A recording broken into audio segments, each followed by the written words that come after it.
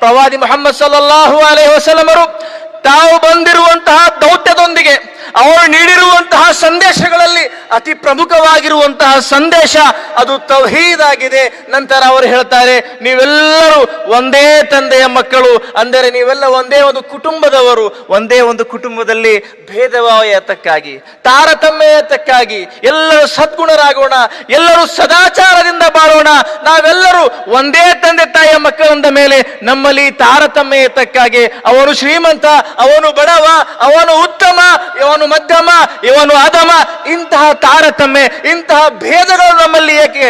ಇವು ನಾವು ಕೇಳಲೇಬೇಕಾಗಿರುವಂತಹ ಪ್ರಶ್ನೆಗಳು ಸಹೋದರರೇ, ಬಂಧುಗಳೇ.